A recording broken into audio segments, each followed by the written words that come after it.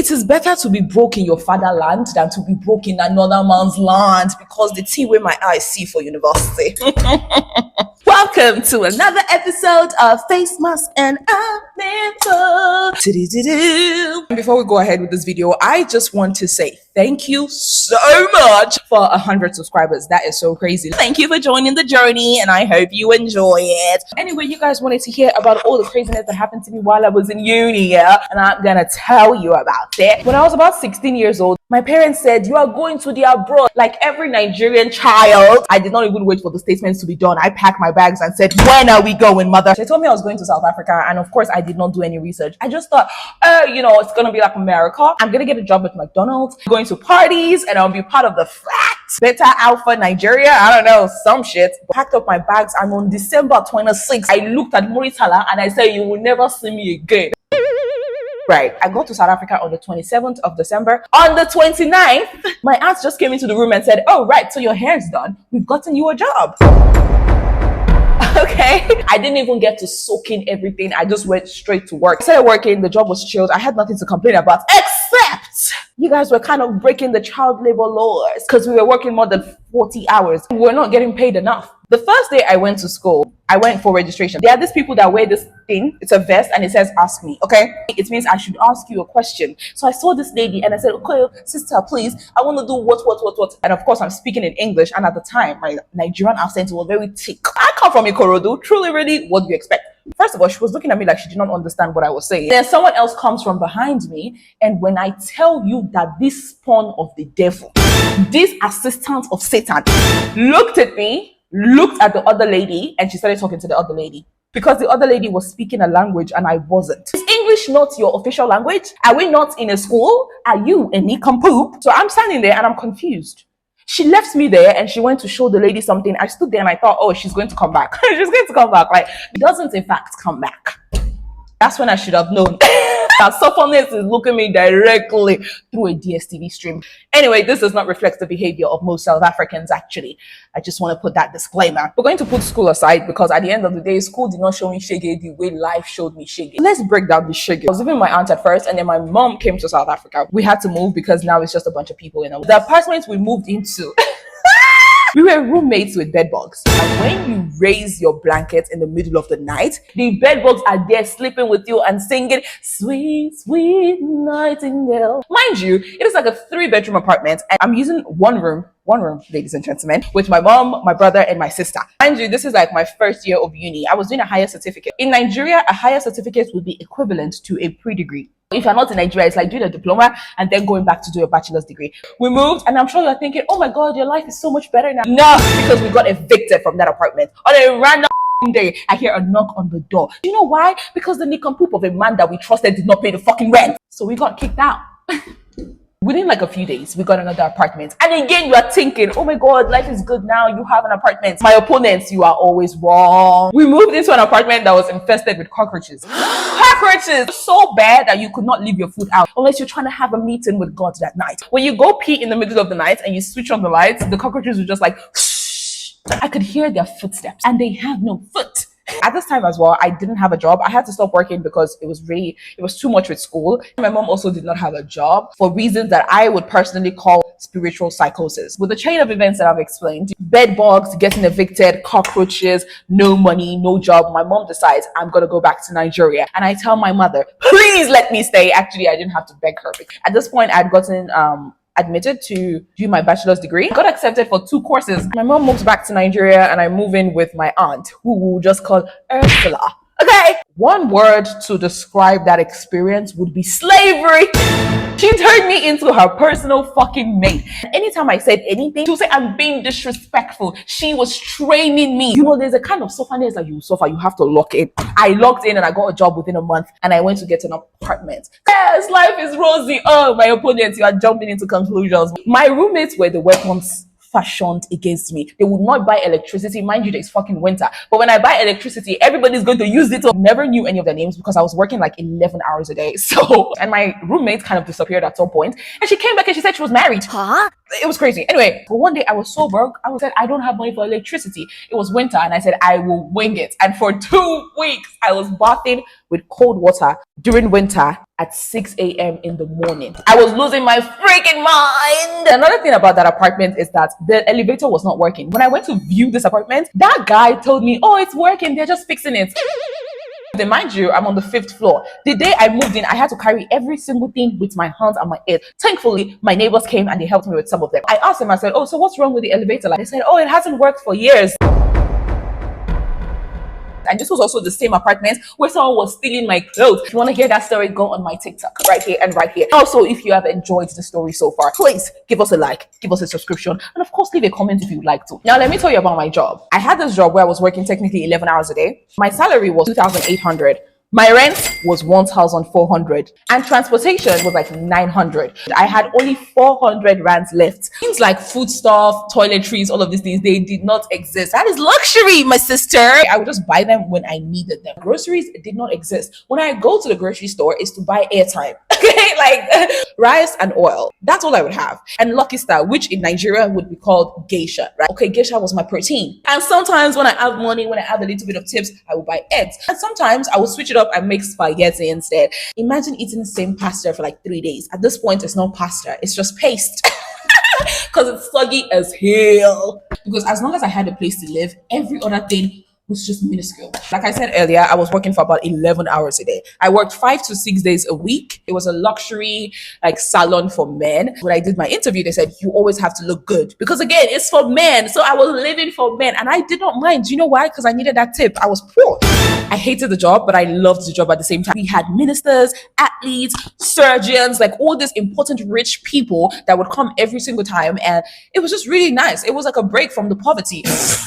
They used to make comments like, oh, you look good because of us. Like, your makeup is on your face because we give you tips. I couldn't put on weight at this job. I was losing weight like I was going through the hardest breakup. We had to stand the whole time. Even if there's just one customer, you cannot lean too much because the manager has a problem with us just looking too relaxed. I would put in overtime for weeks. And then they would tell me like, oh no, we never saw the overtime. How the hell did you not see the overtime if you were right here with me when I was working the overtime? The accountant was always sick. You know, go better for that accountant though. That accountant, you will always be sick. We had 1 hour off for our break and that was the only time I got to sit. Sometimes I don't want to eat because my legs are tired and also I didn't have money for food.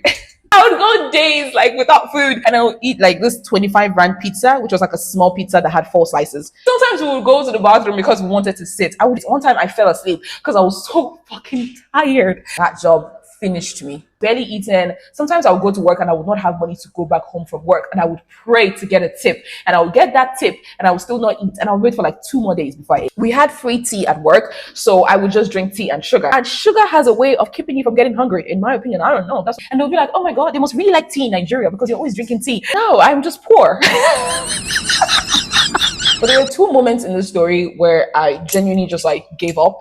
And to this day, I believe that one of the best things you can do in life is to give up because sometimes you're trying too hard and you're not letting life just work itself out. Let me tell you about the 2 times that I gave up. Like I said earlier, sometimes I go to work and I don't have money to come back. Now at the store, like I said, there were mostly South Africans. On this specific day, I did not have money. There's one guy from Ghana. He was always talking about how he can help us, how his family is in Germany. This man was always bragging about everything because these men were making money. They were making ×5 of what we were making. He used to give up this I'm a nice guy thing, but he wasn't really a nice guy. He was trying to get something. On this day, I asked this guy, I said, my brother, you are from West Africa? I'm from West Africa.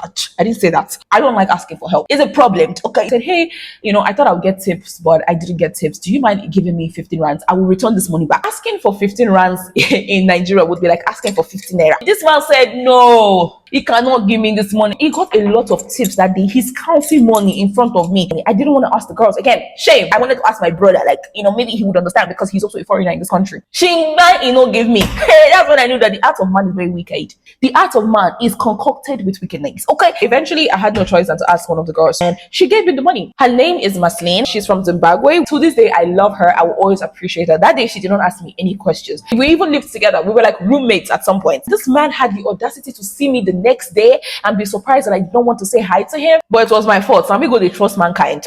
The second situation is a bit more heartbreaking. It was exam season. It was also period season. And of course, I did not have money to buy pads. No, this thing won't enter my eye like the shege where I don't see already. We didn't used to write exams on school grounds. We used to go outside to write the exam. So you had to be transported there. And what do you need for transportation? You need money. I only had enough money to go write my exam, come back from the exam, and then go to work the next day. And because I was working at a mall, it's a very big mall, so they had a lot of bathrooms. The tissue was inside a locker and you had to pull it when you needed to use it. So I went to every single bathroom. I would take out tissue. I don't even know how I was coming up with the survival techniques that I had. I knew that I had to survive. So for me, it was just like, I don't care what I have to do. I'm just gonna have to do it. I took as many tissues as I could and I was stuffing them in my bag, in my back pocket. Again, I should have probably asked the girls, but I felt shame. So I stuffed all those tissues in my pockets and I took it home. I remember I went to write that exam. I did get a distinction in that exam actually, which is crazy. I wrote that exam as swiftly as I could. I was scared for my life because I have heavy flow, my sister. After writing the exam, I went to the bathroom there. I went to go and take more tissue and I went back home. I remember that day I went home, I sat down on the floor and I cried because I didn't even have food. I went back home and there was nothing for me to even eat. I had money to go to work, and because that guy had already showed me shaggy, I was not going to risk not having money to go to work and come back. I was on the floor and I was just crying. I was just crying. And I'm about to cry right now because I could not believe, like, I know that this is the reality for a lot of women, a lot of girls around the world, not having pads or not having access to pads or not having money to even get the pad. I know. But to go through it, we're gonna take a break. It was a lot. Yeah, that happened. I never told anybody about it because, again, I felt shame. I went to work the next day and guess what? We had this particular minister. It's like anybody that massages him, it will tip you 200 rands. But we used to rotate it. And it was my turn. The next day I went to work, it was my turn to massage this man. And I was able to get money. And the first thing I did was I went to buy pads. I got myself a nice ass meal. I got some rice, I got some beef stew, some potato fries, because I'm nothing without some potatoes in my system. As a child, or as a teenager at the time, a child, of course, I did not know what it was to move to a different country. To move to a different country is to start your life all over again. When you are living in the abroad, like, you don't know what to expect. I also lived in a country where xenophobia was a thing. A lot of times I couldn't get work because I was Nigerian. They did not like that. Not all South Africans. I have amazing South African friends, so I cannot say it's all of them. Racism was also something that I experienced. Imagine going to your brother's country, which is going to South Africa, a fellow African country, and you're experiencing racism, blatant fucking racism. Before anybody asks, like, oh, what about your parents? What about your parents? As a firstborn child, you are like an experiment. Okay, I was the first to go study abroad specifically, so it was hard to navigate that. Also, obviously, the Nigerian economy, it was horrible. They were just doing the best that they could. Life did get better a little bit. I had to quit the job because it was coming in between me and school. I had an extra year in university because of this job, so I started the business, and the business was not doing well, but it helped enough. That is the story of my suffering. And I just want to say this, right? Life is so crazy that all of these bad experiences that I had at the time, and the day that I gave up and I was just like, I'm so fucking done, there's nothing I can do, because that was rock bottom. To not have pads, to not have anything, to be taking tissue from a public toilet. I don't even know who touched that tissue. And sometimes you think you will not get through things, but I swear to God, you will get through them. You will get to the other side and you realize that those moments I felt so heavy, they will be so light now. Matter of fact, you will not even think about them again. This is the reality for a lot of students who go and study abroad. Who will be like, I can't go to university in Nigeria. If they give you visa, say they go. So they open mouth, they talk rubbish, they yarn up pata. I had to push through because I had this dream and I was going to follow through. And I want you to not give up. Whatever it is, wherever you are in life right now, I promise you it will get better. I am a testament that it can get better. I am a product of all the women that have come before me. My grandmother, my great-grandmother, my mother. And I know that they are proud of how far I've come. So sometimes life is hard, but when you're going to break generational curses, when you're going to break generational cycles, or when you just want better for yourself than the ordinary, it will be hard, it will be difficult, but I promise you will get through it and you will get on the other side. I never thought I would come back to Lagos, so I was running away from this country, but I'm here in Lagos now and I'm in my own apartment and I have a job. I had a job from like the final year of university. I've started working online and I have not looked back since. I'm also a content creator. Life does get better and I hope you don't give up. I like to share my stories because I feel like when people see influencers or content creators, they just think that this has happened for them. When you hear people's stories, it makes you see that you're not alone. Your experiences are not unique. There are so many people that have gone through the things that you've gone through, and I feel like there's comfort in knowing that. That is it for today's episode of Face Mask and Ameboooo. I hope you enjoyed it. If you did, leave a like, leave a comment, and of course subscribe to join the community. And if you want more content, over here we are on TikTok. Yes, I'm very, very interesting and dramatic and chaotic over here as well. Thank you so much for watching. Thank you for being a part of my community. I cannot wait to share more with you. I graduated last year in April with a Bachelor's of Arts degree in Communication Science, and I couldn't be prouder of myself. You can do it. You're a woman. You're already powerful enough. The second you were born a woman, you were born with so much power. I hope you have a wonderful week ahead, and I will see you very soon. Bye.